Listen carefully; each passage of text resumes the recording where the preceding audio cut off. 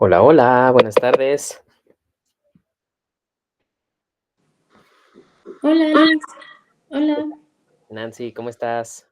Hola, muy Tati. bien. Hola Alex, Qué gusto saludarlas, chicas. Bienvenidas. igual, qué gusto verte. Gracias. Bueno, pues vamos a comenzar con la sesión de esta tarde. Seguramente otras personitas se integrarán en un ratito más. Y bueno, pues como siempre, un saludo a las personas que ven este video de forma diferida en YouTube. Y bueno, pues hay mucho que leer el día de hoy. Como pueden ver en la presentación en la diapositiva de presentación, pretendo que abarquemos 2 capítulos esta tarde. Y bueno, esto es porque estos capítulos realmente son bastante cortitos, entonces creo que la lectura puede ser bastante fluida. Y bueno, pues ya nos estamos acercando a la recta final de la Bhagavad Gita. Entonces, pues vamos a comenzar para que el tiempo nos rinda. Y bueno, pues retomando un poco el capítulo anterior, que recordarán, pues es el punto más álgido, pudiéramos decir, en la historia de los hechos narrados en la Bhagavad Gita, al margen de, pues, la doctrina filosófica que se ha estado impartiendo, ¿no? En cada capítulo. Hola, Amado, bienvenida, buenas tardes. Entonces, bueno, pues vimos cómo en el capítulo 11, Arjuna recibe esta visión divina que le permite precisamente ver la forma cósmica de Krishna, y esta forma cósmica con miles de ojos, brazos, cabezas, dientes, que todo lo abarca, todos los seres, todos los universos, pues a esta forma la llamamos Vishvarupa. Y bueno, este capítulo nos ofrece una descripción, pues la verdad, muy elocuente, muy florida, muy gráfica de esta visión que es a la vez maravillosa, fascinante, pero que también es terrorífica, ¿no? Hola, bienvenidos. Ya veo por ahí a Brian, a Pau y Frank. Hola, hola. Me da mucho gusto saludarles. Bienvenidos. Y bueno, pues estamos retomando el capítulo 11, ¿no? Hola, hola. Hola, Adelante. ¿Qué tal? todo bien Alex, gracias. Hola a todos. Bienvenidos. Bueno, como les decía, esta parte de la visión cósmica, o la forma cósmica de Krishna es, pues, digamos, lo medular del capítulo 11, pero hay varias declaraciones ahí muy importantes, muy interesantes, que hace Krishna. Una de ellas, una de las más reveladoras, es que Krishna revela ser el tiempo, que es este término kala, que también podemos traducir como muerte, y que es la máxima fuerza destructiva del mundo material. Es lo que hace girar la rueda del samsara, el ciclo de la vida, el ciclo de nacimiento y muerte, y bueno, todos los procesos cósmicos de creación, mantenimiento, transformación, disolución y recreación. Y bueno, pues entendiendo también que el capítulo 11 pertenece a esta sección de la Gita dedicada a la devoción, al bhakti, pues hay nuevamente esta afirmación de que la única manera en la que se puede contemplar esta visión cósmica que pudo ver Arjuna es a través de una devoción sin doblez, una devoción sostenida, ininterrumpida. Y finalmente, pues también en uno de los versos más interesantes de este capítulo, Arjuna le pide perdón a Krishna por haberlo quizás ofendido o haberlo tratado con mucha familiaridad, porque pues él lo veía nada más como su amigo, como compañero, como un igual.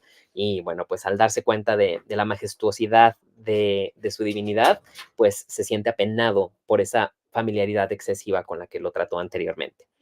Y bueno, pues esto fue el capítulo 11. Pudimos ver por ahí algunas imágenes, un video que ilustran pues esta descripción tan maravillosa de la Vishvarupa. Y bueno, pues entrando en materia, ¿de qué va a tratar el capítulo 12 y el capítulo 13? Bueno, el capítulo 12 cierra este sexteto de capítulos dedicados al Bhakti Yoga, que eh, usando las palabras del Mahavakya Tattvamasi, tú eres eso, este segundo sexteto, pues abarcan la parte del Tat, del eso, es decir, de Dios. El Tuam, bueno, los primeros 6 capítulos se referían a él, el tú.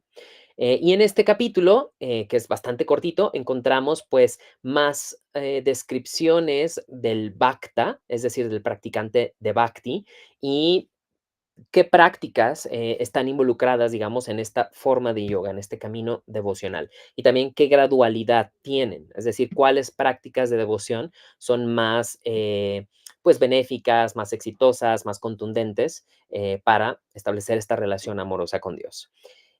Por su parte, el capítulo 13, pues, es la introducción al yoga del conocimiento o al Jnana Yoga. Y a partir de este capítulo y hasta el final, nos movemos en el sexteto del Asi, del Tatuamasi. El Asi quiere decir el eres, es decir, la relación que se establece entre Dios y uno mismo. Y bueno, en este capítulo vamos a encontrarnos nuevamente con algunas ideas que ya habían sido expuestas en el primer sexteto y que tienen que ver con la naturaleza del ser, el Atman o Purusha y el mundo a nuestro alrededor, la naturaleza o el mundo material, en términos del Samkhya y del yoga, todo lo que tiene que ver con Prakriti. Y sobre todo, pues esta discusión va a girar en torno a el cuerpo, la experiencia del cuerpo y la experiencia de lo que habita el cuerpo, el observador. Y bueno, se usa una analogía muy interesante del campo y el conocedor del campo. Vamos a aclarar esto un poquito más adelante. Entonces, pues esto es de lo que vamos a hablar en esta sesión. Y bueno, pues para comenzar con nuestra lectura, cambio de pantalla y ahí tenemos nuestro documento con la Bhagavad Gita y el capítulo 12 comienza en la página 287. Concluimos con el yoga de la devoción. Y bueno, pues me gustaría invitar a alguien a leer en voz alta. ¿Tenemos algún voluntario, voluntaria?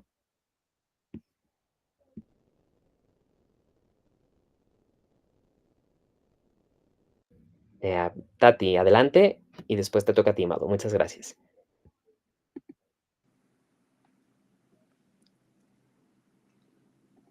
Ahí en el De 12.1.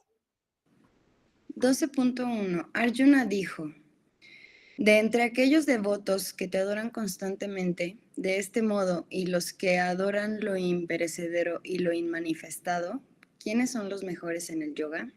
Aquí una pequeña pausa. Hola, Betty, bienvenida.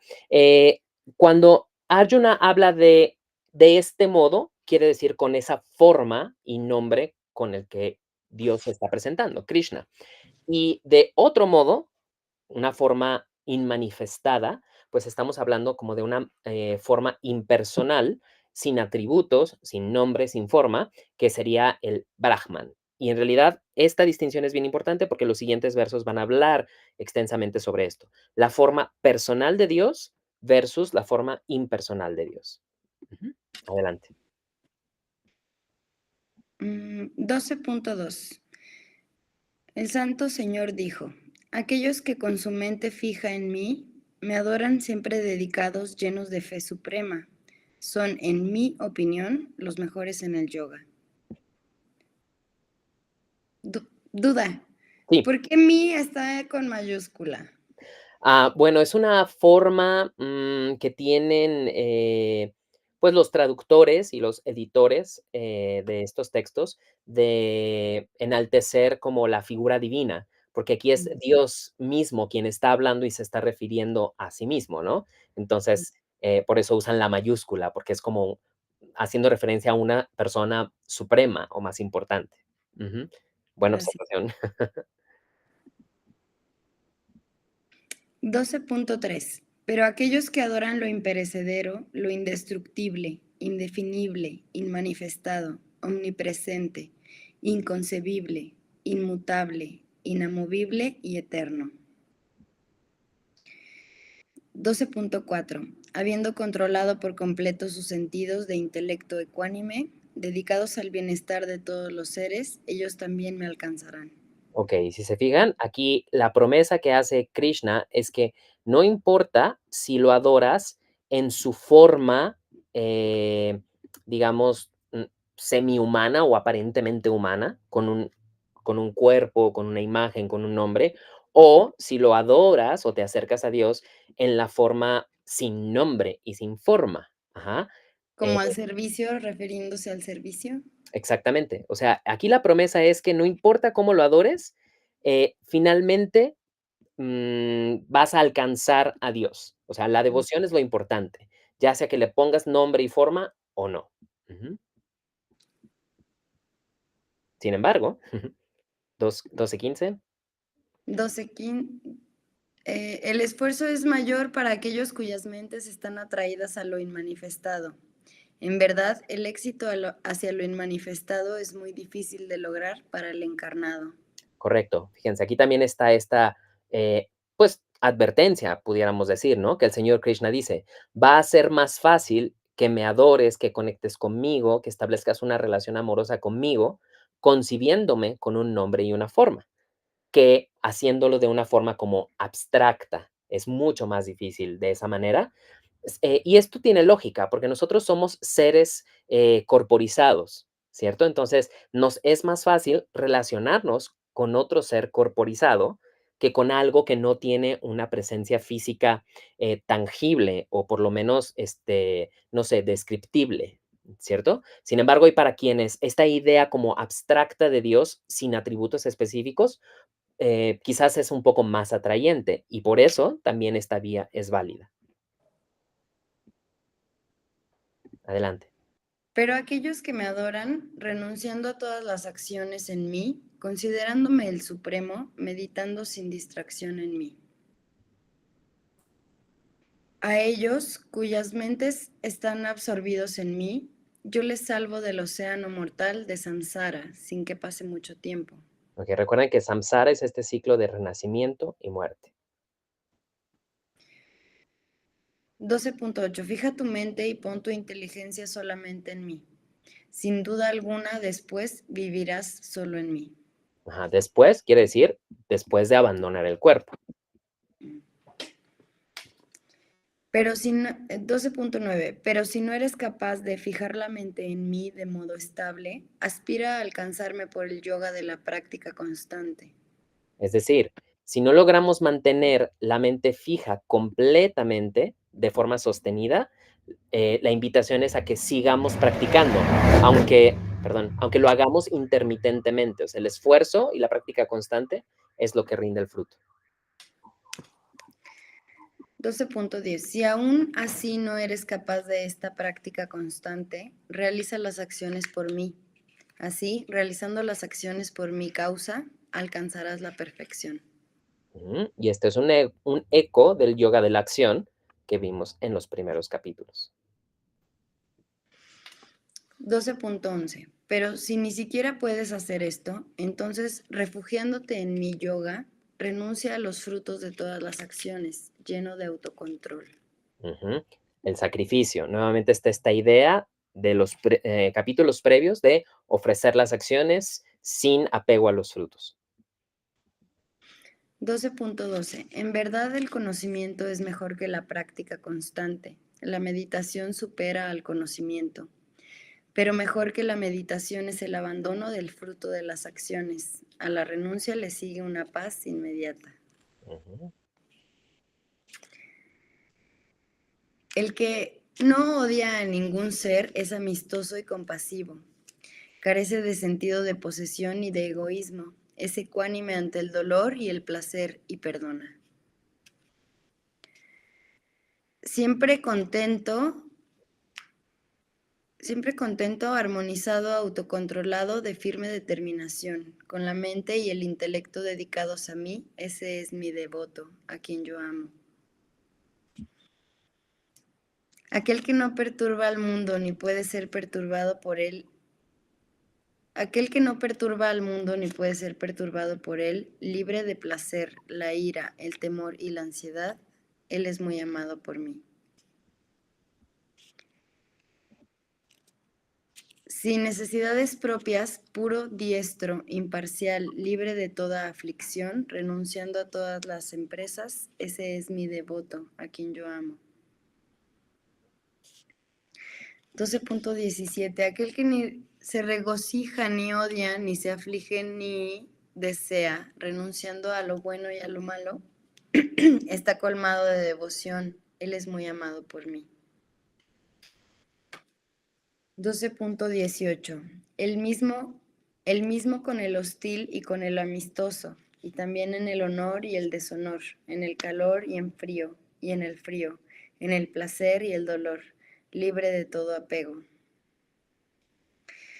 12.19. Equilibrando en la censura y en la alabanza, silencioso, contento con cualquier cosa que llegue, sin hogar fijo, de mente estable y lleno de devoción, esa persona es muy amada por mí. 12.20. En verdad, aquellos que se dedican a este Dharma inmortal, tal como se ha dicho, llenos de fe y conmigo como la meta suprema, a estos devotos yo los amo intensamente. Y ahí termina el capítulo. Son nada más 20 versos. Y bueno, preferí que la lectura fuera así como un poquito más fluida, porque la verdad es que la mayoría de estas ideas las hemos encontrado antes. O sea, esta descripción de qué es una persona sabia, controlada, realizada, integrada, o sea, son distintos los términos que se han usado a lo largo de esta traducción que hemos leído.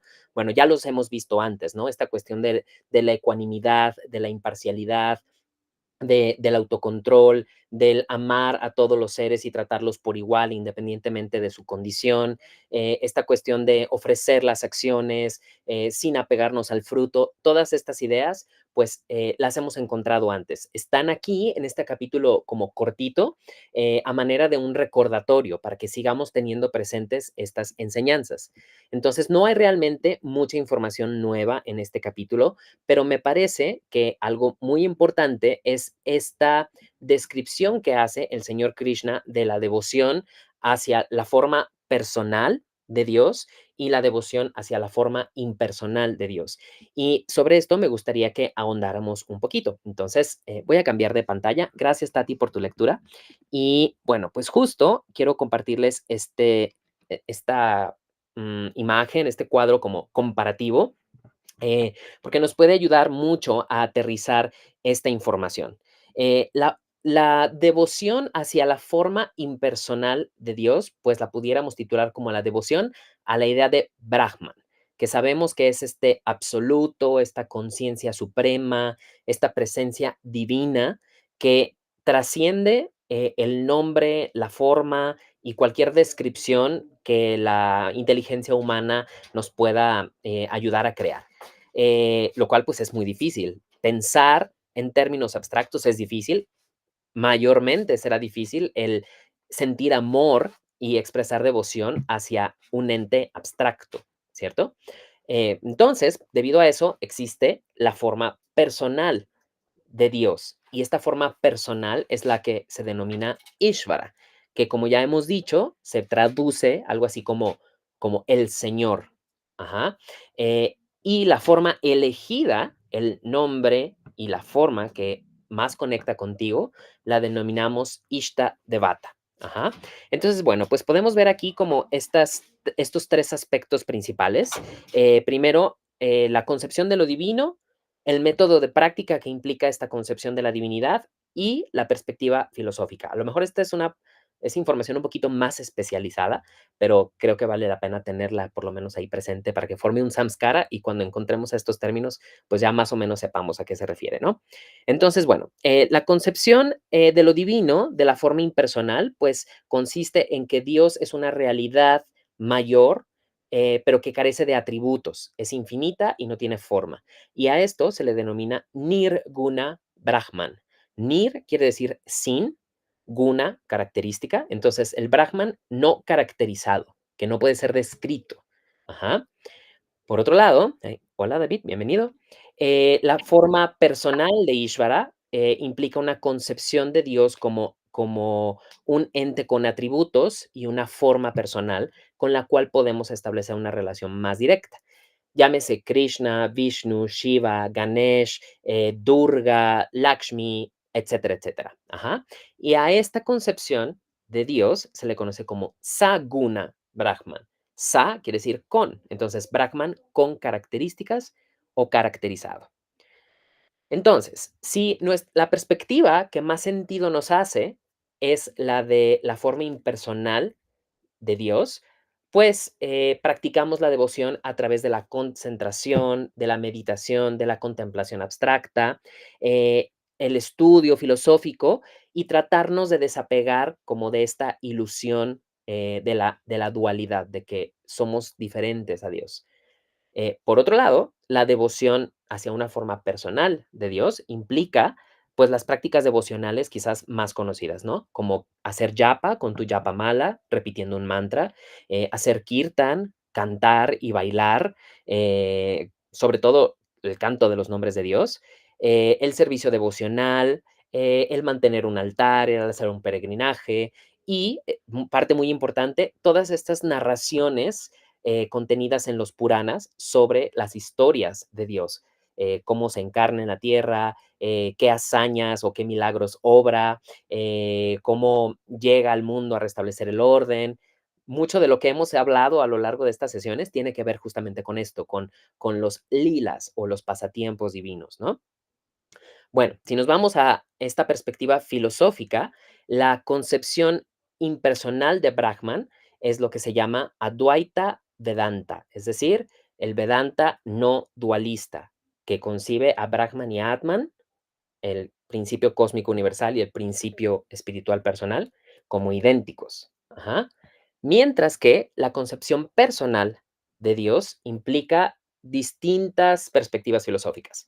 Puede ser una perspectiva dualista, es decir, Brahman y Atman son diferentes, o una perspectiva que establece que Brahman y Atman son iguales en ciertos aspectos, pero diferentes en otros. Y a esto se le llama Vishishta Advaita.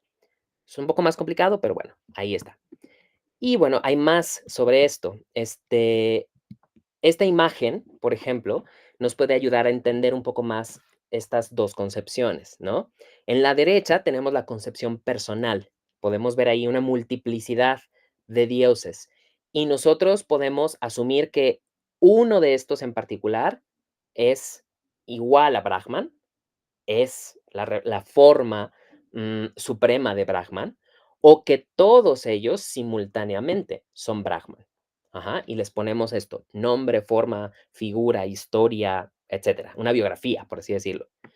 Mientras que la concepción impersonal, la de la izquierda, pues es justamente abstracta y es ultimadamente indescriptible. Podemos tratar de describirla, pero el lenguaje es limitado para describir algo que supera justamente las dimensiones físicas. Entonces, la mejor manera de representarlo, pues es con Om, y esto ya lo hemos encontrado antes, ¿no? Tanto en la Gita como en los Yoga Sutras.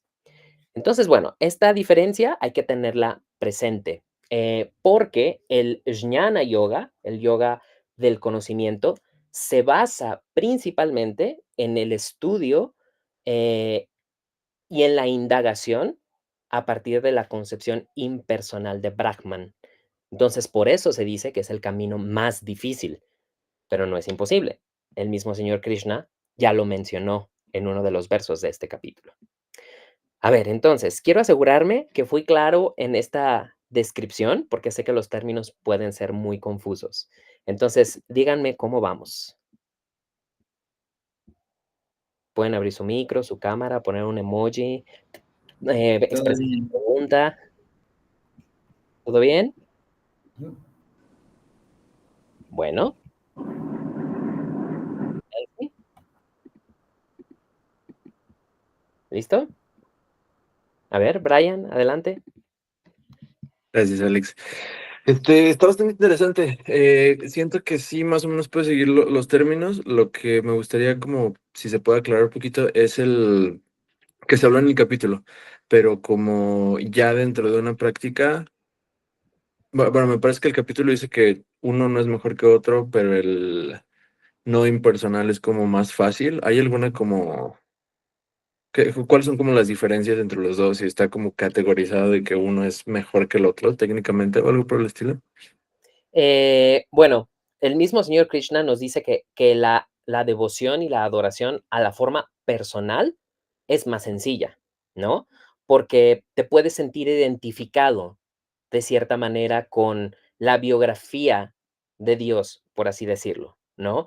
O las narraciones de su infancia, de su juventud, los actos buenos o los actos heroicos y maravillosos que hizo, te pueden resultar como atractivos y puedes conectar como con las enseñanzas.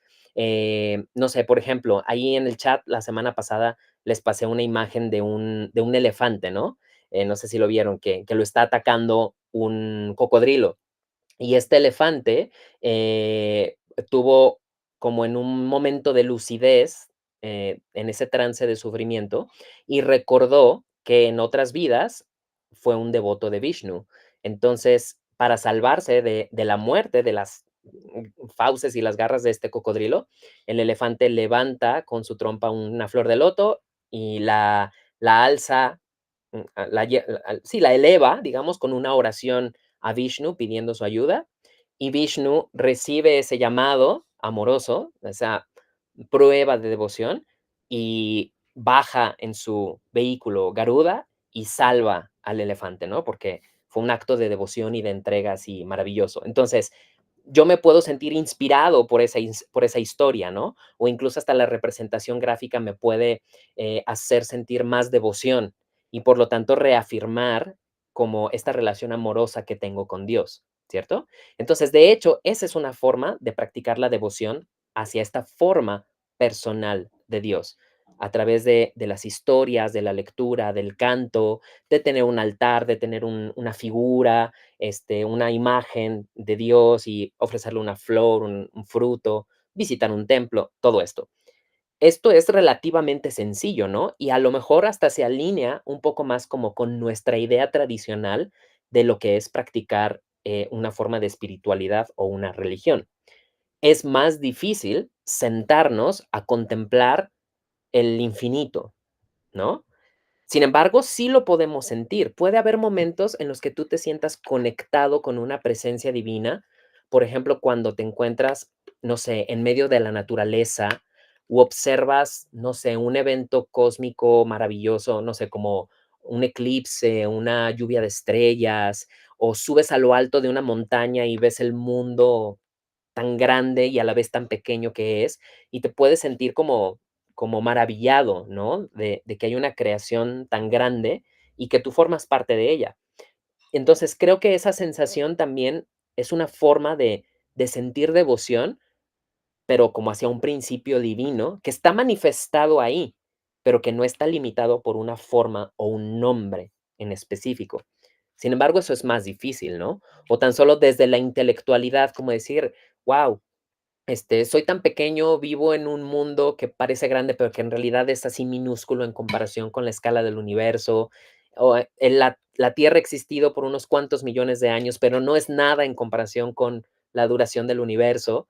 ¿Sabes? Como este tipo de contemplaciones intelectuales, metafísicas, son una forma de conectar con un principio divino mayor, pero abstracto. Entonces, realmente no es que uno sea mejor que el otro, es que quizás para ciertas personas una forma de concebir a Dios sea más cercana y más accesible que la otra. Pero finalmente, pues aquí están las dos vías, ¿no? Y dice el Señor Krishna, igual me van a alcanzar a mí, pero necesitan hacer la práctica devocional, ¿no? Meditar, estudiar, contemplar, rezar, cantar, lo que eso implique. Entonces, básicamente aquí la puerta está abierta a que tú elijas qué sirve para ti. Hay gente que no se siente cómoda poniéndole un nombre y una figura a Dios, o un sexo, ¿no? Representándolo como un masculino o femenino. Hay quienes esta concepción dualista les choca y dicen, no, Dios es algo más que eso, ¿no? ¿Y cómo es Dios? Pues no sé, Dios no tiene forma, Dios no tiene nombre, Dios lo es todo, Dios está en todo. Ah, esa es una concepción impersonal de Dios, ¿no? Si te hace sentido, pues te sirve y practicas esa conexión divina de alguna manera con esa forma impersonal. Entonces, no sé si fui claro como en esa descripción. Sí, súper. Ayuda a ilustrar como un poquito más los conceptos. Muchas gracias. Espera, te voy a devolver la pregunta. ¿A Dime. ti qué te hace más sentido personalmente? Eh, no sé, siento que personalmente creo que sí me encuentro un poquito en el campo como de de tener más dificultad personificándolo y así como que dándole esta imagen de esta conciencia, estas como características más, más específicas. Siento que, y fíjate que no lo había entendido mucho hasta ahorita que me das estas otras como ejemplos de cómo puede ser este lado más impersonal. Siento que sí conecto un poquito más a lo mejor con ese lado, como con esta maravilla, con este como encontrarlo no en este ente consciente que puede verbalizar y puede como, no sé, que tiene más como un juicio de cierta manera, sino más de este lado, no sé, energía Ujú, difícil de definir, difícil de encasillar como que en algo. ujú, Mm, sí, o sea, como que en estos temas de religión por mucho tiempo como que he sentido yo más hacia el agnosticismo, ¿no? O sea, que justo es esto, que justo, bueno, más bien va como por ahí, ¿no? Este como no saber qué onda, este como que dificultad para categorizar y para decir así como con cierta certeza, pero pues sin duda sí, sí tener estos momentos de asombro, de maravilla, como de conexión, pues de devoción tal vez, pero sí, más suelto, más impersonal. ujú. Te agradezco mucho compartir. Sé que te puse así como en el spotlight, Ujú. Sí. pero es importante verbalizar eso, ¿no? Y bueno, empatizo mucho con lo que tú estás diciendo y compartiendo, porque me recuerda mucho como hasta mi propio proceso como de desarrollo espiritual a raíz de empezar a estudiar todo lo que implica el yoga, ¿no? Porque yo fui así como de ser ateo a decir, quizás hay algo, ¿no? Y y en un principio me hacía más sentido esta concepción como impersonal, ¿no? Que a lo mejor venía de esta reacción como de rechazar la imposición dogmática de Dios es así, ¿no? Entonces, cuando descubrí que Dios podía hacer cualquier cosa, pues para mí fue como algo liberador, ¿no? Ujú. Y de ahí, bueno, pues fui dando como pasos más como a esta cuestión de la devoción personalizada, por así decirlo, y a conectar como con ciertas formas. Em, pero bueno, desde mi entender, estas formas y estos nombres son solamente como ayudas, son solamente como, pues sí, como, ¿cómo te diré? Como andamiajes que podemos usar para escalar, ¿no? O sea, de aquí nos podemos agarrar, porque esto es algo que me sirve para sostenerme, ¿no? Pero que en última instancia, pues igual también podemos trascender. No necesitas encasillarte o casarte con una única forma y un único nombre. A mí me gusta esta concepción como múltiple de lo que es Brahman. O sea, si Dios es cualquier cosa, o puede ser cualquier cosa, pues Dios puede serlo todo al mismo tiempo, ¿no? Entonces, yo veo a Dios en Krishna, lo veo en Shiva, lo veo en Vishnu, lo veo en Ganesha, lo veo en Lakshmi, lo veo en todas partes. Pero bueno, ese soy yo, ¿no? Puede haber mil otras perspectivas diferentes. Entonces, pues, gracias por compartir. Bueno, Gracias. ¿qué les parece si seguimos avanzando? Ahora comenzaremos con la lectura del capítulo 13. Y este es el capítulo de la distinción entre el campo y el conocedor del campo. Y bueno, aquí hay algo interesante porque en algunas versiones, este primer verso que aparece ahí, que de hecho como pueden ver con un cero, ese verso no existe en muchas versiones. Entonces, bueno, la teoría es que como que alguien lo interpoló ahí como para que sirviera de introducción al capítulo, pero que no es originalmente un verso de la Bhagavad Gita, ¿no? Finalmente no cambia mucho, digamos, o dramáticamente la doctrina que se va a enseñar, pero bueno, ahí está como introducción. Creo que Mado ya se nos fue, entonces no sé si hay alguien más que nos quiera ayudar a leer. Pau o Paco, adelante, quien guste. Yo. Dale. Ok, es 11.0. Arjuna dijo, deseo saber sobre la materia y el espíritu, así como del campo y el conocedor del campo, y también sobre el conocimiento y aquello que debe ser conocido, o Keshava. Ujú. Que Shava es otro nombre de Krishna. Ok. Adelante.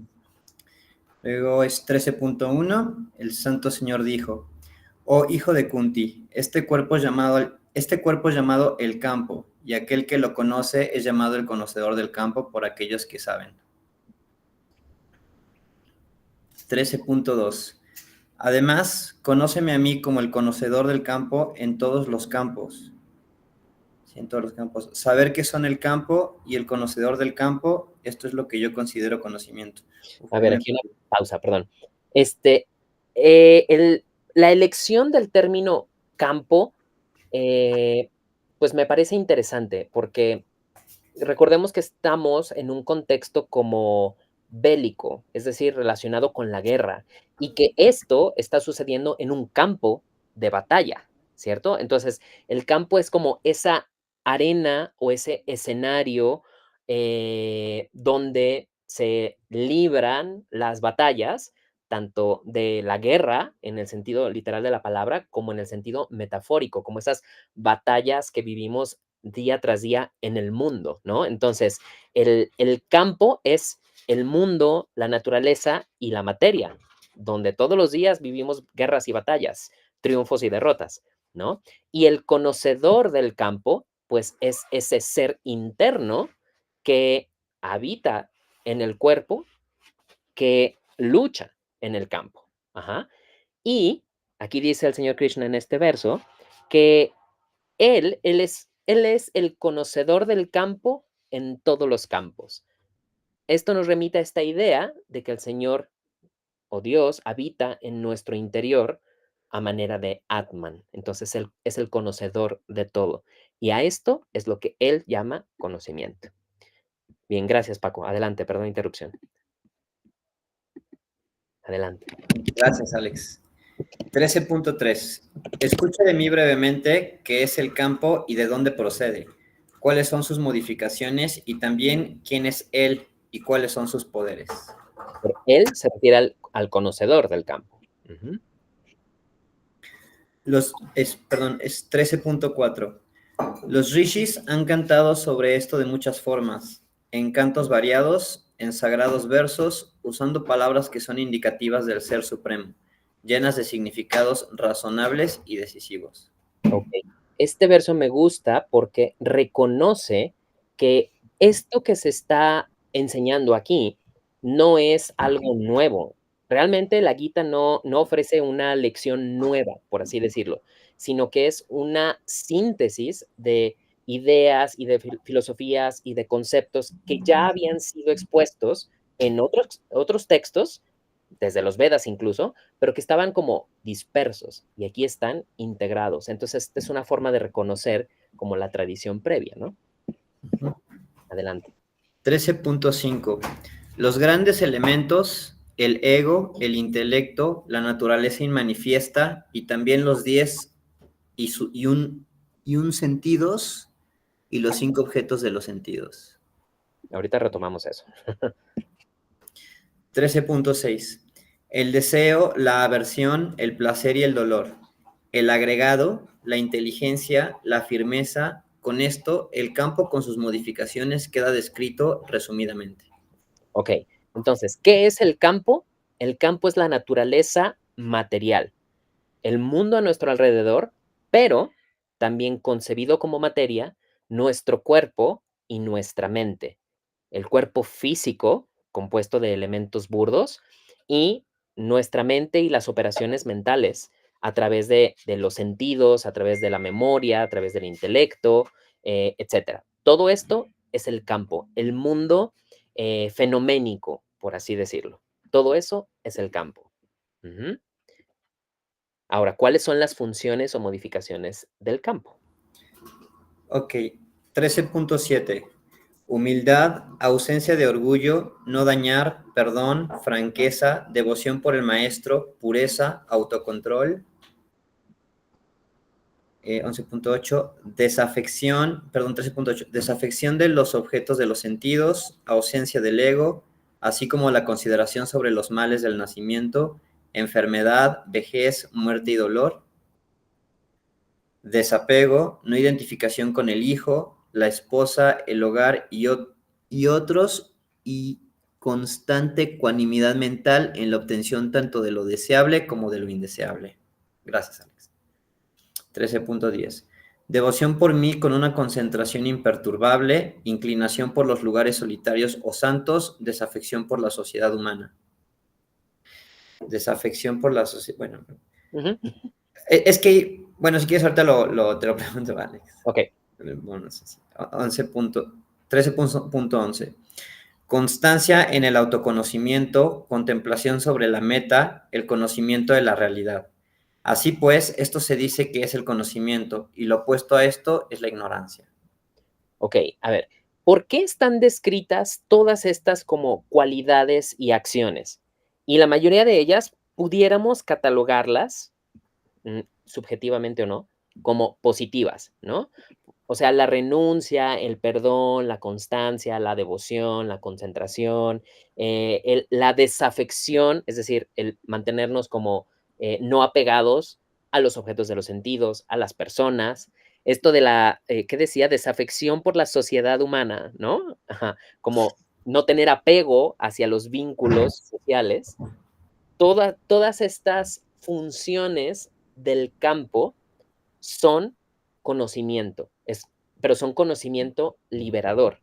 Es decir, el cuerpo y la mente, que son materia, eh, pueden ser usados de una forma que nos ayude a trascender esta condición material y humana a través de estas acciones.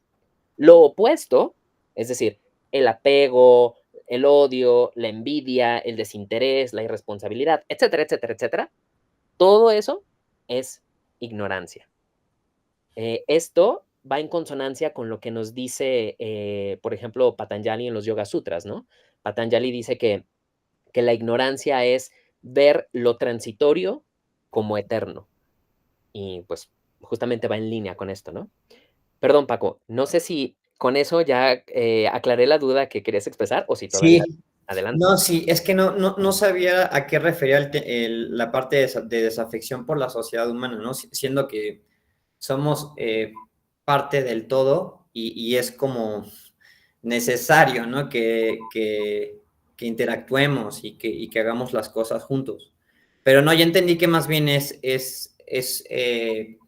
un tema al desapego, ¿no? A relaciones, desapego a emociones, no sé, me imagino. Claro, y a lo mejor a cosas como, no sé, la adulación por parte de los demás, buscar el reconocimiento, la aprobación, la popularidad, quizás, además como de vínculos que nos aten. Por supuesto, necesitamos establecer ciertos vínculos con distintas personas y hay vínculos que son, pues, adquiridos y no electivos, ¿no? O sea, por ejemplo, no eliges ser hijo de tus papás.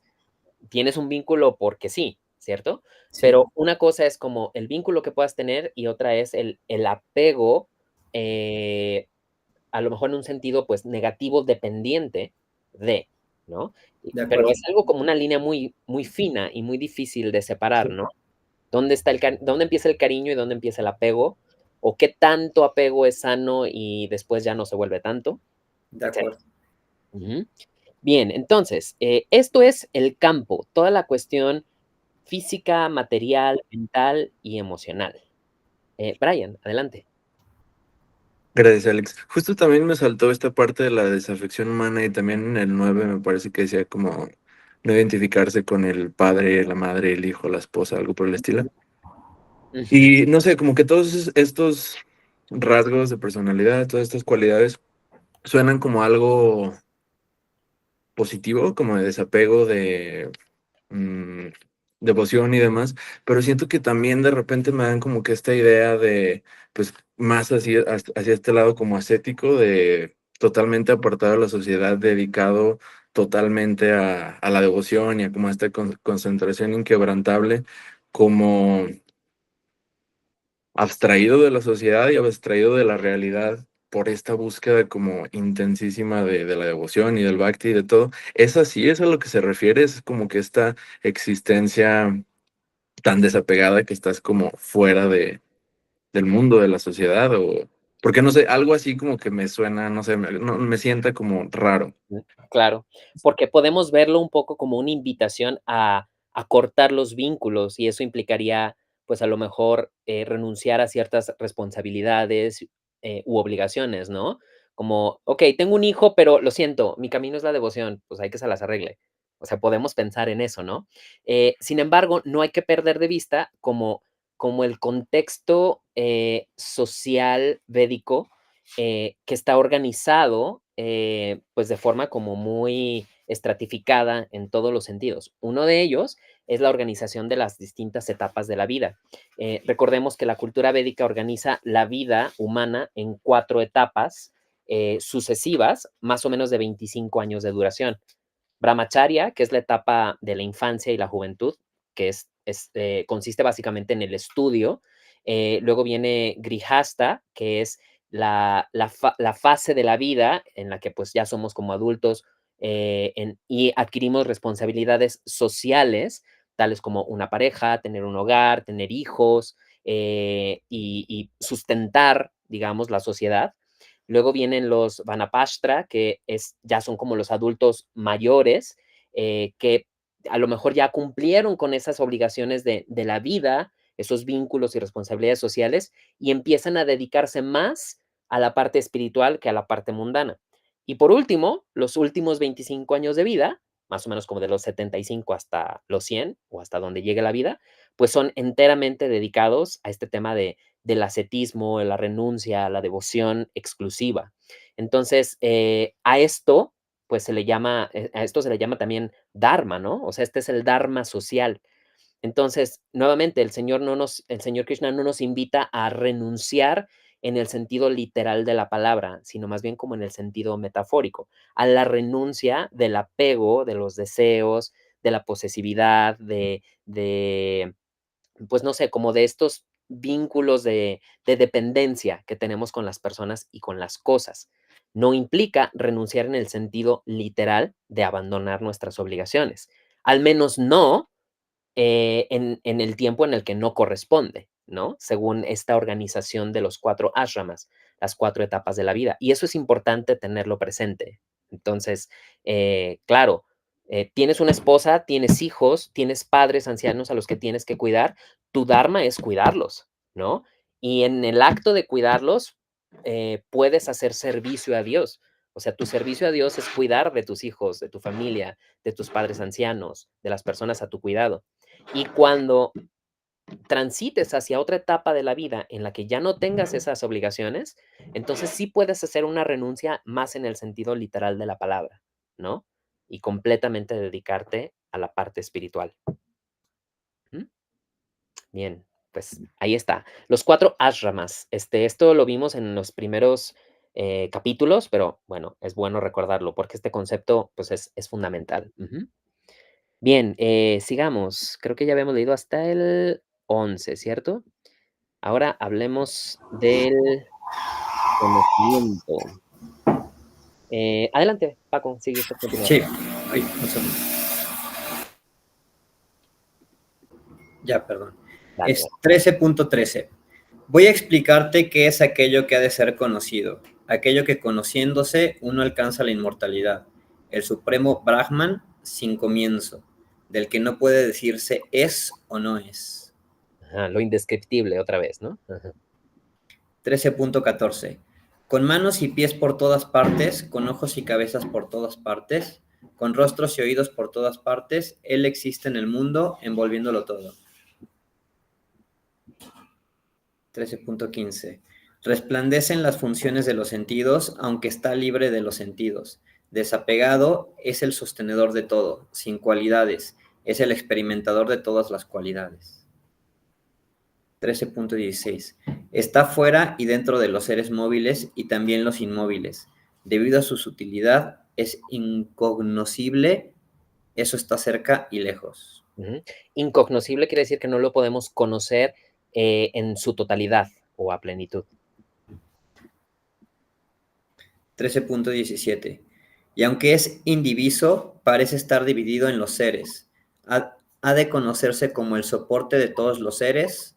Él es el devorador y el generador. Ok. Cachen que todas estas descripciones son intentos de describir lo que últimamente es indescriptible en su totalidad, es decir, Brahman, esta concepción impersonal. 13.18. Eso es la luz de luces, más allá de la oscuridad. Es el conocimiento, lo que ha de ser conocido y la meta de todo conocimiento, sentado en los corazones de todos. Así pues, el campo y también el conocimiento y lo que debe ser conocido se ha descrito brevemente. Conociendo esto, mi devoto alcanza mi ser. 13.20. Has de saber que tanto la naturaleza como el espíritu carecen de comienzo, y sabe también que todas las modificaciones y cualidades nacen de la naturaleza. 13.20. Se dice que la naturaleza es la causante de la producción de causas y efectos. Se dice que el espíritu es la causa de la experiencia del placer y el dolor. Aquí una pequeña pausa.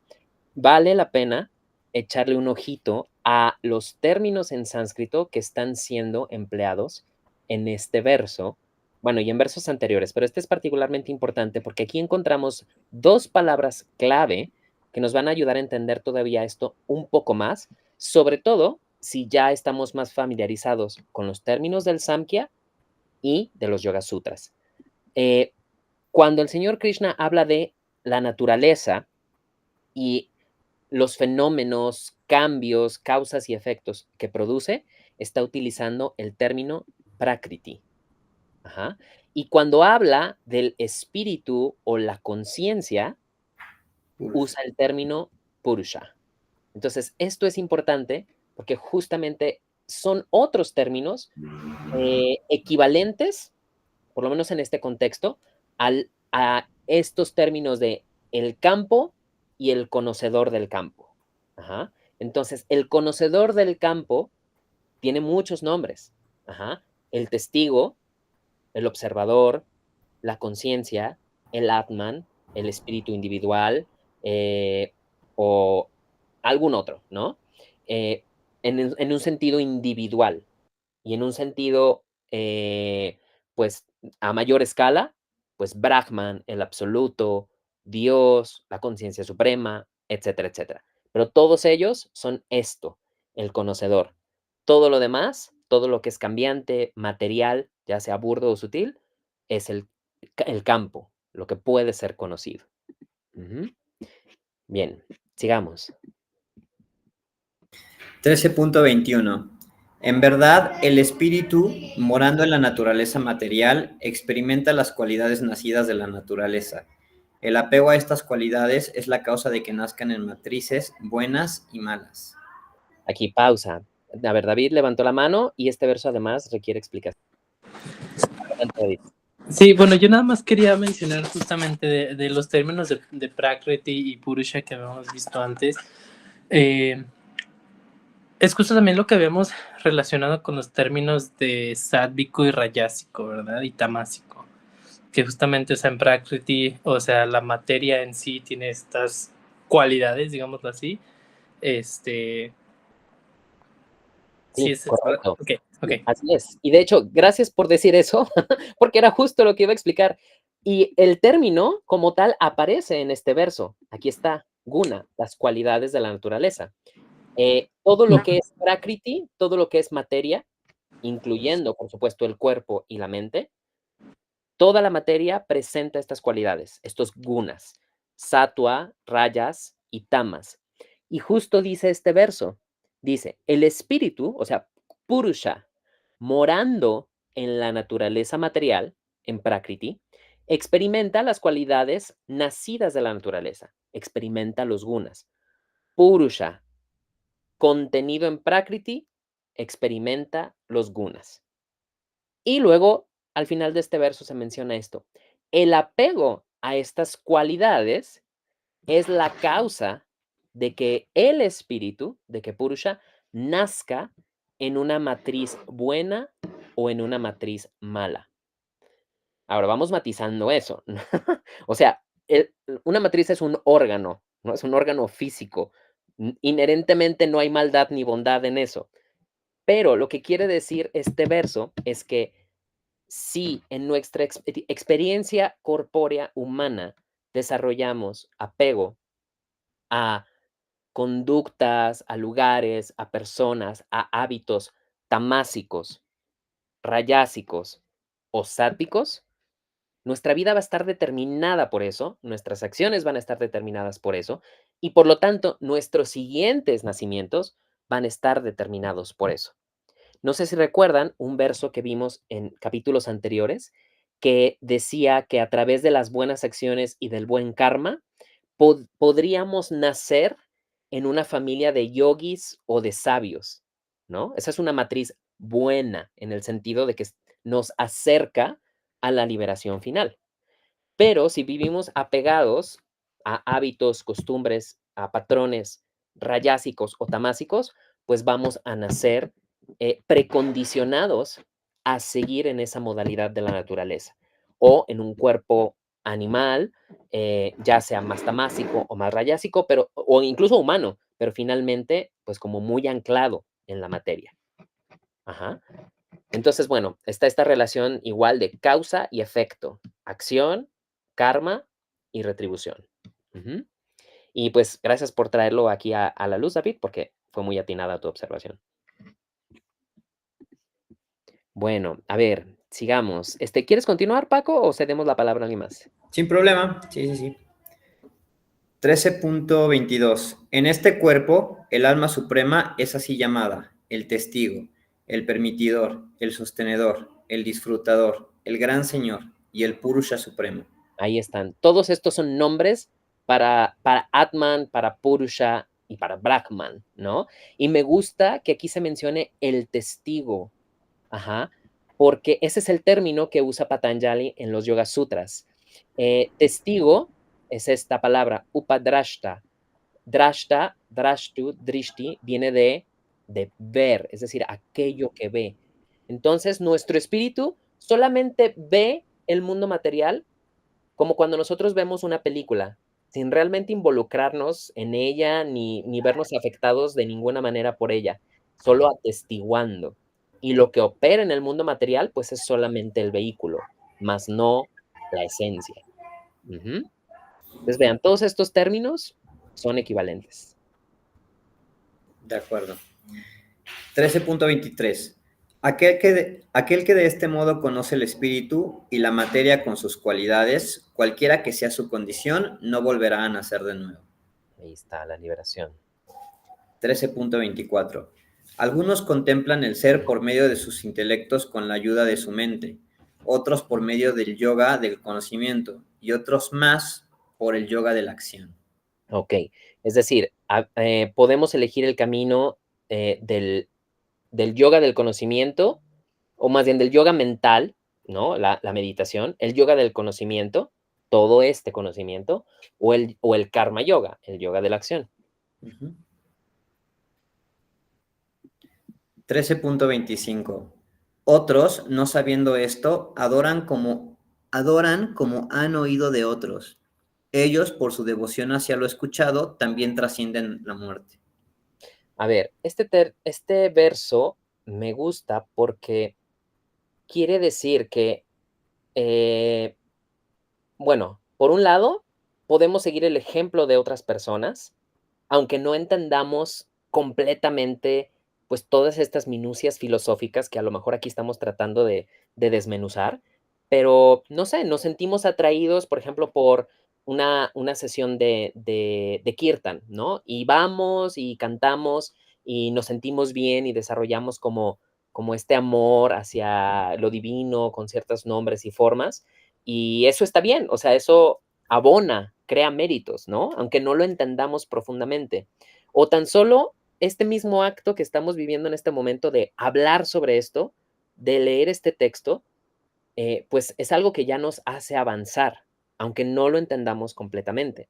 Y además, más allá de todo esto, aun si tú en la vida has escuchado de karma, de yoga, de purusha, de los gunas, pero eres una persona buena que actúa compasivamente, que ayuda a los demás, que ofrece servicio, que ofrece amor y que se conduce de forma recta en el mundo, aunque tú no sepas qué es el karma, estás acumulando karma positivo. O sea, quizás después le encuentres nombre, ¿no? Entonces, vale la pena reconocer que quizás hemos hecho mucho sin saberlo y eso nos acerca un poquito más a la liberación. No hay esfuerzo pequeño y no hay acción fútil. O sea, todo abona, todo sirve, todo deja una huella en el mundo, por más chiquito que sea, ¿no? Por supuesto, cuando tenemos conciencia, podemos hacer ciertas cosas de forma voluntaria, consciente, intencionada, y eso tiene todavía mayor mérito, ¿no? Esta parte del mérito es algo como importante porque tiene que ver como con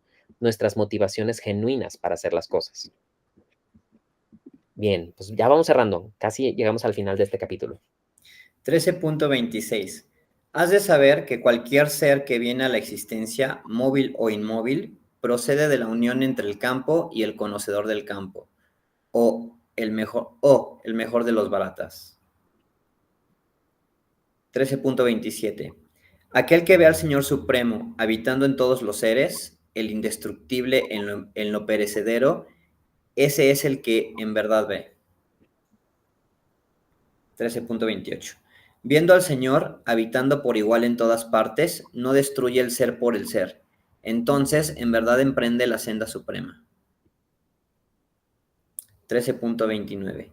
Quien ve en la naturaleza realizando todas las acciones y al ser libre de acción, ese ve en verdad. 13.30. Cuando ve que todas las distintas clases de seres existen y se desarrollan solo en el uno, entonces realiza a Brahman.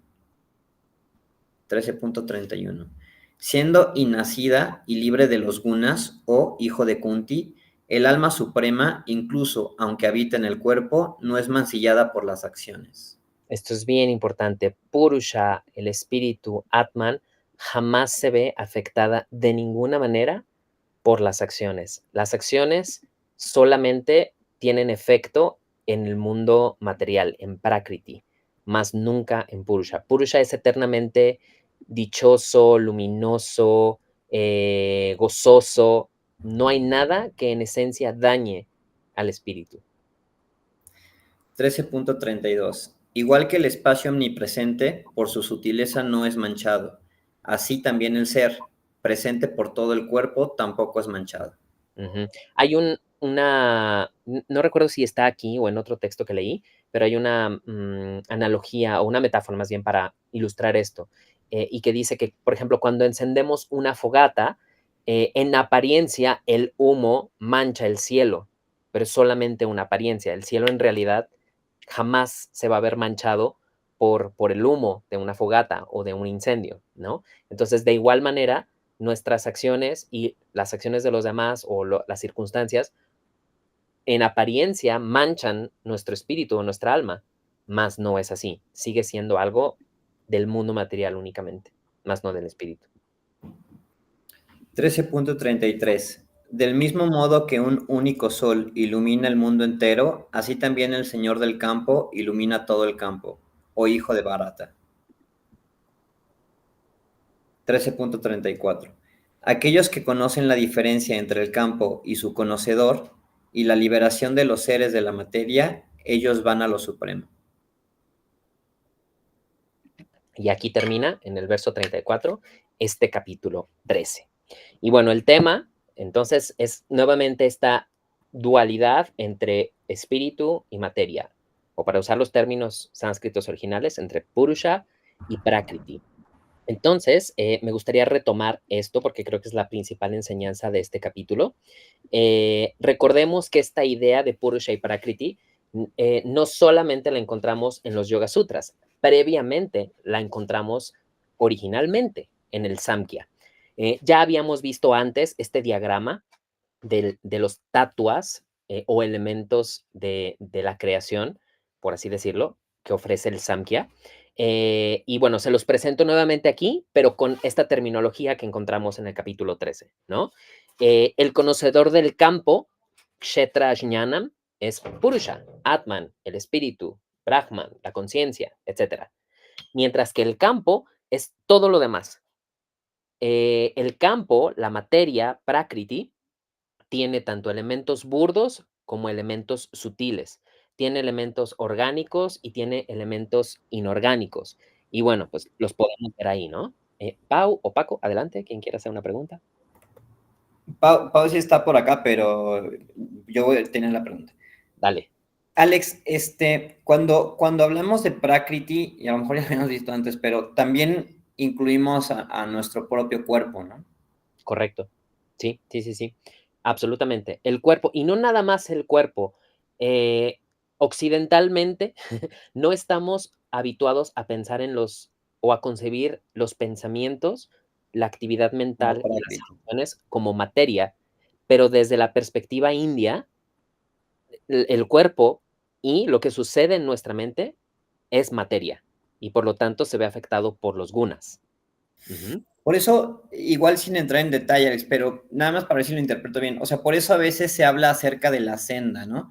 Como haciendo alusión a que de una u otra forma todo ya está predefinido. O sea, si tú tomas acciones, si, digamos, vives una experiencia humana y tú, suena como contradictorio, pero pareciera que tú estás tomando rienda de las cosas que haces o el momento en el que llegan, pero realmente eso también ya está como escrito, ¿no?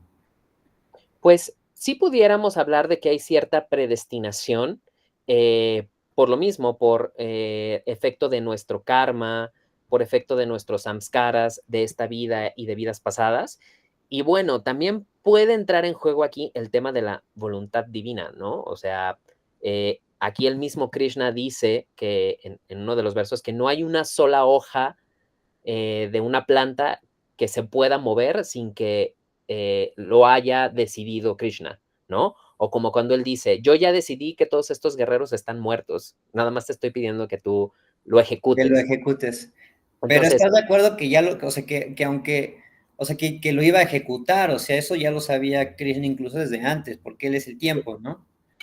correcto, así, tal cual, sí, sí, sí. Sin embargo, pues tampoco es que estemos como a la deriva y que no tengamos agencia o no haya un locus de control, o sea, sí tenemos agencia, sí tenemos voluntad, sí tenemos conciencia, tenemos capacidad de acción y todo el tiempo estamos tomando decisiones y acciones, ¿no? Por eso este tema del yoga de la acción. Ajá, entonces, sí hay fuerzas muy grandes que influyen en las cosas que hacemos, decimos, cómo nos comportamos, qué creemos, pero esas fuerzas no son inamovibles, ¿sabes? O sea, también tenemos nosotros cierto control, quizás en algunas circunstancias más que en otras, pero en la medida de lo posible, pues la invitación es a que ejerzamos esa agencia, tomando decisiones más conscientes, más sáticas, ¿no? De acuerdo. Ujú. Gracias, Alex. Encantado. Bueno, pues este es el diagrama del Samkhya, retomando otra vez este tema el campo, Prakriti, y el conocedor del campo, Purusha. Eh, esta teoría, por así decirlo, o esta doctrina, la verdad es de que no es nueva, la podemos encontrar también en los Upanishads, donde hay sobre todo dos conceptos que me parecen muy importantes relacionados con el campo, con el cuerpo, con la materia. En los Upanishads encontramos primero esta doctrina de los tres cuerpos o shariras y por otro lado la doctrina de las 5 capas o envolturas. Entonces, desde los Upanishads ya está esta idea de que somos más que este cuerpo físico. O sea, que además del cuerpo físico, tenemos otros cuerpos u otras capas quizás más sutiles y que todas ellas envuelven o cubren a Purusha o a nuestro Atman, ajá, a nuestro conocedor del campo. Entonces, bueno, pues aprovecho este capítulo para compartirles justamente esta doctrina de los Upanishads sobre los 5 koshas. Los Upanishads dicen que estas envolturas son como concéntricas. La envoltura más burda y externa, más superficial, pues por supuesto es la parte física, ¿no? La capa física, que está compuesta de alimento y materia, ajá, y aquí entran los elementos burdos, tierra, agua, fuego, etcétera, los órganos de la acción, esto ya lo hemos visto, acuérdense, las manos, los pies, la boca, el ano, los genitales, con lo que interactuamos en el mundo, y los órganos de conocimiento, que son los órganos de los sentidos, como, no sé, el oído, bueno, las orejas, la nariz, la lengua, la piel, etcétera. Esta parte física, esta envoltura física, tiene las funciones de la alimentación, el ejercicio, la salud corporal, el mantenimiento como de la forma, ¿cierto? Luego hay una capa más sutil que es energética, llamada pranamaya kosha, y que está compuesta de prana, esta energía vital que le da vida a todo aquello que está vivo. Esta capa está compuesta de los 5 vayus, estas corrientes de prana, también ya las habíamos visto antes, y las capacidades de acción, el habla, la escucha, la aprehensión, la eliminación de desechos, la procreación, etcétera. Y bueno, se relaciona justamente como con estos sistemas fisiológicos, ¿no? Del funcionamiento del cuerpo. Luego hay una capa más sutil todavía, la capa mental, Manomaya Kosha, que tiene que ver con la mente, la memoria, los sentidos y las capacidades de conocimiento. Y se relaciona con los deseos, pensamientos y percepciones, es decir, como toda la parte pues emocional, por así decirlo, emocional y mental. Luego viene una parte de la capa intelectual, todavía más sutil, y que tiene que ver con la discriminación, es decir, el discernir, el categorizar entre bueno, malo, productivo, improductivo, me ayuda, no me ayuda, etcétera, etcétera. Y esto es el ego, el intelecto y los 5 sentidos o capacidades de conocimiento. Y por último está la capa dichosa.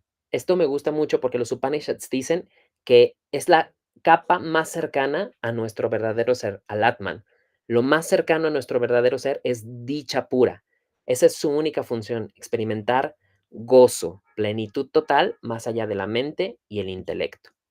Estas son las capas, ajá, pero están también los 3 cuerpos, que pudiéramos decir son exactamente lo mismo, pero de forma un poquito más como resumida. Igual, va de lo más burdo a lo más sutil.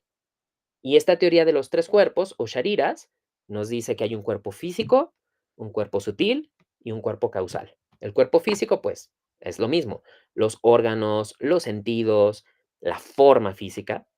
El cuerpo sutil tiene que ver con la energía vital y todos los procesos de pensamiento y de emociones.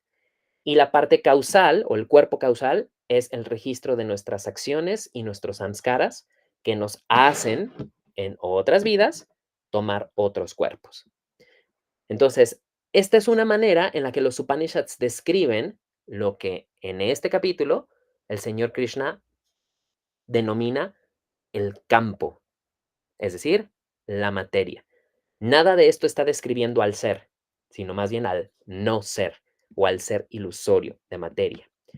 Y bueno, este diagramita circular nos puede ayudar a entender un poquito cómo embonan estos dos conceptos. Como pueden ver, están los 3 cuerpos y cada cuerpo equivale a cierta capa o abarca más de una. Evidentemente, el cuerpo físico y la capa o envoltura física, pues son una y la misma, ¿cierto? El cuerpo sutil abarca 3 capas, la energética, la mental y la intelectual, y el cuerpo causal equivale a o abarca la capa de la dicha. Y bueno, esto es lo que nos dicen los Upanishads sobre todo aquello que no es el ser, todo aquello que es el cuerpo y la materia en el ser humano. Y pues aquí está esta teoría que pues también es muy, muy importante conocerla para comprender mejor esta concepción del yoga sobre el espíritu y la materia.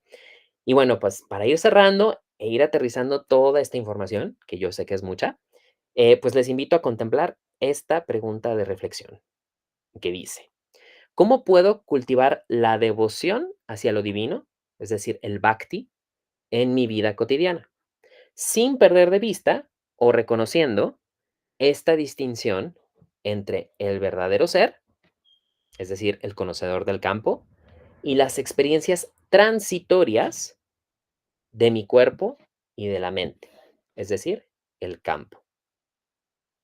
A ver, si necesitan leerla de nuevo, léanla, porque es una pregunta complicada. Está abarcando los 2 capítulos que acabamos de leer. Y pues la invitación es a que compartan sus ideas, reflexiones y preguntas. Venga, Paco, dale, adelante. Hola otra vez, Alex. Ya aquí está Pau también. Ay, hola, Pau. Yo lo quiero compartir un tema que creo que es bien complicado, pero me parece que es uno de los temas que digamos que podemos hacer tangible, o sea, puedes realmente sentir cuando lo empiezas a aplicar. Es muy difícil, pero todo lo que tiene que ver con el control emocional, el ser capaz de, cuando estamos interactuando con las personas, el tener cultivar ese control, ¿no? De ver a las personas como nosotros mismos, ¿no? Y yo lo veo mucho en el control emocional porque a mí me pasa que cuando yo suelo actuar de forma que no me gusta, nace de mis emociones, ¿no? De una emoción que estoy sintiendo con mi pareja, con mi maestro, con mis amigos, con la gente de mi trabajo. Y muchas veces actúo de forma, pues, que no me arrepiento, ¿no? No me hubiera gustado. Entonces, para mí, esta pregunta yo la respondería con eso, ¿no? Con ese, a lo mejor, sacrificio, si se puede decir así, de buscar la forma de que esos emociones, que bueno, a mí yo se los voy a compartir, a mí yo soy una persona muy ansiosa, entonces todas emociones de ansiedad, de miedo, de dolor, ¿no? Que lo ponían ahí, en contraste con también los grandes placeres de la vida, ¿no? O sea, el poder encontrar lo que le decía Krishna a Arjuna, ese punto medio entre esas dos dualidades también, creo que para mí sería una forma de cultivar esa devoción de lo divino, ¿no? En el día a día, para mí sería. Y viéndolo desde el punto de vista hacia adentro, ya lo he dicho en sesiones pasadas y lo recomiendo ampliamente, la meditación, el hábito de la meditación es algo que de verdad son impresionantes, pero sin que uno se dé cuenta empiezan a cambiar cosas en su vida y es muy bonito, ¿no? Es una conexión muy bonita. Esa sería mi respuesta, espero que no haya tomado mucho tiempo de... No, adelante, por supuesto. Y muchas gracias por compartir eso. Y me encanta esta sugerencia que nos compartes, porque bueno, es una práctica propia del yoga, justamente. El meditar es como recalibrar nuestro cerebro o nuestras reacciones habituales, ¿no? Enseñándole a nuestra mente quizás como a pausar un momentito y considerar, por ejemplo, esto que dice aquí, que algo que estás viviendo es una experiencia transitoria, ¿no? Y que a lo mejor necesitas observar el pico de enojo, tristeza, decepción, emoción o lo que sea, observarlo bajar y luego poder emitir una respuesta un poquito más sabia o más juiciosa o más razonable, más controlada, etcétera, ¿no? Es como recalibrar nuestro cerebro para acostumbrarlo a no ser tan reactivo, ¿no? Porque muchas veces así funciona. Recibimos un estímulo del exterior, te encontraste con una persona, te vieron mal, te dijeron algo, alguien se te cruzó, algo pasa y la reacción es inmediata. O sea, la mente reaccionó así. Entonces la meditación nos ayuda un poquito como a frenar esa impulsividad y tomar control sobre nuestras respuestas a esos estímulos, ¿no? Bien, gracias, Paco. A ver, ¿quiénes Gracias, han Ale. estado muy callados hoy? Tati, Betty, David, Nancy. ¿Quieren compartir, alguno de ustedes, algo? ¿Alguna idea sobre esto?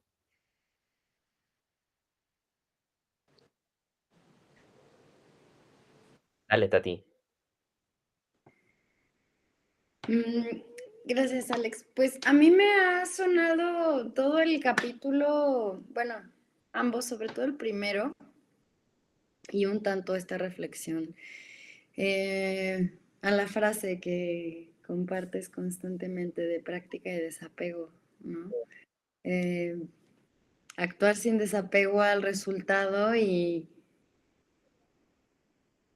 pues lo entiendo también como desde esta parte más congruente con nuestro ser y con nuestros valores, los que sean para cada uno de nosotros, ¿no? Y con hacer esas acciones del día a día para los otros y para con nosotros, desde ese desapego, Correcto. chambota del Por día a día. supuesto. Sí, ¿sabes por qué? Yo venía pensando hace poquito que muchas veces nos gusta esta idea del desapego, pero únicamente cuando la abordamos como un poco como desde la resignación, ¿no? Como de, chin, pues ya no me tocó, ya no pude, ya no pasó, pues bueno, desapego. Pero más bien es como resignación o aceptación más que desapego, ¿no? O sea, el desapego también es como proactivo, ¿no? O sea, debemos acercarnos a las cosas con desapego, a priori, no a posteriori, ¿sabes? Porque la invitación es esa en la Gita, actúa sin apego a los resultados. Es decir, incluso antes de hacer una acción, desapégate de ella. Igual ejecútala, pero desapegado.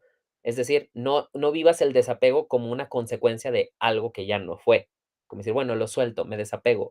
Pues el desapego debe haber existido desde antes, ¿sabes? Bien, gracias, Tati. Adelante, Pau o Paco, los escucho. Perdón, ya voy a entrar de chismoso. Dale. Yo espero poder complementar esta idea con un texto que leí. Después a ver si los puedo pasar el texto, pero decía que un lugar en donde se puede practicar el desapego es en ese espacio es ese espacio que encontramos en la meditación. Entonces, incluso esta persona decía, ¿no? Cuando tú meditas es una forma de actuar al desapego. Entonces, muchas veces a nosotros nos cuesta, ¿no? Y me cuesta mucho cuando deseamos cosas materiales, o sea, o cualquier cosa, lo deseas mucho y piensas que no te logras desapegar y yo me sentía muy culpable, por ejemplo, ¿no? Conmigo mismo, porque si es que lo estoy pensando, estoy ahí, no logro desapegarme. Y a mí me consoló mucho el poder encontrar ese espacio, también en la meditación. Entonces, incluso como forma de consolar de uno actuar, ¿no? Ante esas intenciones que ponemos al universo y desapegarnos de ellas, la meditación también a mí me ha ayudado. Espero también que les haya podido aportar con algo. Gracias, Paco, claro que sí. Gracias. Bueno, ¿alguien más desea compartir algo antes de despedirnos? Tati. Ahorita con lo que comentaba Paco, vino a mi mente como ese instante como de pureza que creo que vivimos todos los seres humanos cuando recién nos despertamos o como cuando regresamos del Shavasana, ¿no? Como estás en un estado, bueno, así lo vivo quizá a veces mi despertar o el Shavasana como ese instante donde se siente el amor del universo y todo es perfecto y ecuánime y equilibrado y como que no ha intervenido todavía ni el pensamiento ni la emoción. Y bueno, ya vino eso a mi mente. Dichosa. ¿Qué va? Una experiencia que nos puede hacer conectar con Brahman impersonal. Solo sientes, ¿no? Solo lo sientes, la presencia. Bien, Tati, gracias. Bueno, pues, no sé, ¿hay algún otro comentario, reflexión, pregunta? Brian, adelante. Me quedé pensando mucho como en esto que comentaba Paco en la primera participación sobre el control emocional. Siento que me salta mucho porque y es algo que ya me ha pasado como platicando estos temas y el ruido, perdón. Platicando estos temas y que salga este aspecto de control emocional, siento que a mí me salta, me llama la atención porque ahorita me encuentro como que, a lo mejor poniéndose medio personales, pero me encuentro así como que en un espacio donde es como de cierta manera al contrario, siento que por muchos años hubo como mucho control emocional, que yo sé que no es el mismo control emocional del que habla Paco, ¿no? Del que hablábamos aquí, porque lo mío era a lo mejor más como una supresión emocional, como una falta de contacto con esto, como todo este lado emocional, pero pues al final de cuentas, o sea, sí sé que no es el mismo tipo de control, pero a falta de mejor palabra, me siento como que en este camino de dejar el control emocional, o sea, de dejar que fluya todo, y pues me conecta a este lado de la pregunta, donde siento que en este caminito que tengo como unos años, es la manera en que muchas veces he podido como vivir esta devoción, esta como conexión a lo divino, como dejando este fluir emocional sin, o sea, como muy intencionalmente alejándome de este control, que otra vez sé que no es control, era supresión, era ahí como que hay cosas raras. Y pues sí, creo que ese desborde emocional para mí es lo que en diferentes situaciones me pasa mucho, por ejemplo, con la música, tanto escuchando música como música en vivo, soy muy fan de ir a conciertos. Y siento que conecto con esta como esta divinidad impersonal de la que hablábamos sobre esta conexión, como este fluir de cosas como así intensísimo. Entonces, pues sí, como en música, en naturaleza, como en este tipo de cosas, pero sí hacia este como soltar el control emocional y dejar que fluya lo que tenga que fluir y dejar que sentir lo que tenga que sentir. Y pues no sé, quería compartir porque me deja pensando como este lado del control emocional, porque luego escucho gente que dice, no, es que control emocional y desapego y todo, y de mi lado soy, no, soy como, no, yo quiero menos control, como quiero, Sentir más. ajá, quiero sentir más, quiero como dejarme ir a esos lados, que pues bueno, si hago la distinción estoy consciente de que son como distintos tipos de control. Yo sé que el control del que hablabas, Paco, es como muy distinto a esta supresión de la que yo hablo, pero pues bueno, ahí quería compartir. Sí, claro. Adelante. Olis. Bueno, ese también, Brian, del que hablas, ese también es el control emocional. De hecho, el primer paso para poder, como, bueno, para mí en introducirte en este mundo de la involución, es justo las emociones, o sea, escuchar el cuerpo y lo que te dice. Y, por ejemplo, yo le compartí a Paco, habrá veces, porque aparte más ustedes hombres está cañón, porque siempre les dijeron, güey, no sientas y ni se te ocurra No llorar llores. y ni creas que quieres y ni crees que puedes sentir y todo eso. Entonces, el deshacernos de esas ideas para crear unas nuevas y el control emocional empieza así, o sea, hasta acostándote. Bueno, no sé, yo te recomiendo luego así de que acostándote en tu tapete cuando en el piso, cuando te sientas muy enojado o lo que sientas y observar de a ver dónde viene la emoción. Ok, la estoy sintiendo en el estómago o la estoy sintiendo en el pecho. Entonces, cuando me enojo, ¿cómo representa? Porque muchas veces pues, o sea, queremos, o sea, ser conscientes de nuestras emociones y ni siquiera sabemos cuáles son o cómo se sienten o qué pasan en el cuerpo. Y creo que es como parecido a ese mismo control emocional, pero justo, o sea, como que la primer pauta que siento que es como para indagar en eso es eso. Permitirte sentir, date tu espacio, hasta si necesitas como pausar lo que estás haciendo y darte como la oportunidad. Y cada vez va a ser más fácil porque el cuerpo habla y su manera de hablar son las emociones. Entonces, si lo escuchamos, pues va a hablar más fuerte y lo vas a escuchar con facilidad y va a ser como cada vez menos constante que te expongas a situaciones a las que no quieres estar por escuchar al cuerpo. Sin embargo, si le callamos y no escuchamos esas emociones, pues el cuerpo dice, ¿para qué te hablo? Entonces, pues qué chido, qué valiente que estés emprendiendo este viaje de autodescubrimiento y creo que sí es como esa parte también. Sí, si me permiten. Dale, perdón. Ah, no, súper de acuerdo. Y sí, sí, me encanta que menciones esto porque siento que sí, justo esta parte como de sociedad, ya un tanto como machista, metiendo así cosas medio patriarcales ahí de siendo hombre, siento que siendo hombre en sociedad, pues creciendo como hombre en sociedad, en esta sociedad, siento que sí puede ser complicado, ¿no? Este contacto emocional. Entonces sí, siento que ahorita como que todavía estoy en este proceso a lo mejor de conocer ese lado emocional y a lo mejor ya después sigue este otro lado, el control verdadero, ¿no? El control adecuado, el control como correcto. Sí, bien. Y esta parte de sentir, pues es inherente a la experiencia corpórea, ¿no? Al milagro, privilegio de ocupar un cuerpo humano, ¿no? Por eso puse justamente esta diapositiva, ¿no? O sea, hasta el propio yoga reconoce que hay una parte de nuestro ser cuya función es permitirnos sentir y reaccionar. Entonces, por supuesto, no queremos vivir anestesiados y no queremos vivir en una modalidad en la que el control está en el polo máximo, que se convierte entonces en una, como dices, en una represión o en una supresión de algo que es inherente a lo humano, ¿cierto? O sea, esta parte como del control la podemos ver como un continuo, ¿no? Y a lo mejor pudiéramos cambiar el término control como por moderación, quizás, o incluso hasta la propia administración de nuestras emociones, ¿no? O sea, ¿en qué momentos te puedes permitir desbordar una emoción?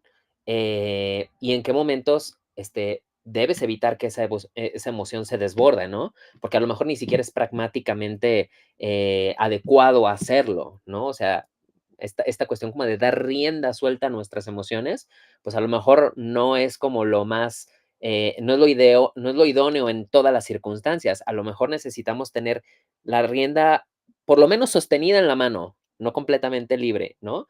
En fin, esta idea de la rienda me gusta, como qué tanta presión, qué tanta fuerza ejerces. A veces tienes que hacer más, a veces puedes soltarlo un poco más, pero permitirnos vivir esa gradación de expresión de nuestras emociones, creo que es algo liberador, ¿sabes? Porque no estás atado a ninguno de los dos extremos. Te permites vivir como en justo en todo ese abanico de posibilidades, ¿no?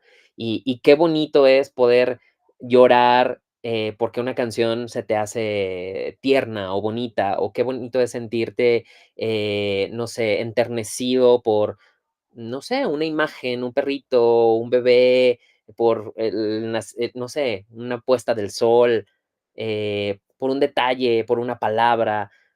Qué bonito es ser humano, ¿no? O sea, también esta parte es dichosa, o sea, no hay que concebir al cuerpo como algo que nos encadene, es nuestro vehículo para liberarnos. Entonces, ¿cómo lo usamos, no? Y si una de las posibilidades del cuerpo es esa, la expresión de las emociones, pues, hay que gozarla también, hay que explorarla. Qué bonitas ideas. Muchas gracias a todos por compartir. Y bueno, pues ya son las 8, creo que ya, bueno, no nos pasamos, aquí pudiéramos durar hasta, no sé, altas horas de la noche hablando sobre esto. Pero bueno, creo que es momento de despedirnos por hoy para que vayan a descansar todos y nos veríamos la próxima semana. Creo que la próxima semana también abarcaríamos 2 capítulos, porque ya estos últimos son como bastante cortitos, a excepción del último. Y bueno, de una vez les voy anticipando, hay una idea para el capítulo 18 cuando terminemos, de pues reunirnos. Finalmente, la mayoría de las personas que están conectadas aquí, pues vivimos aquí en Aguascalientes o estamos por lo menos ahorita en esta ciudad. Entonces pudiéramos hacer la reunión presencial. Igual me conecto, la grabo y todo para quien la quiera ver después, pues la pueda ver. Pero estaría bien que hagamos un cierre como presencial leyendo el último capítulo todos juntos en el mismo espacio. ¿Cómo ven? ¿Sale? Bueno, pues ahí ya les iré Sí, confirmando. sí, sí. Hecho, pues muchas gracias a todos, bendiciones y nos vemos muy prontito. Que descansen. Bye. Gracias, hasta luego. Gracias. Gracias.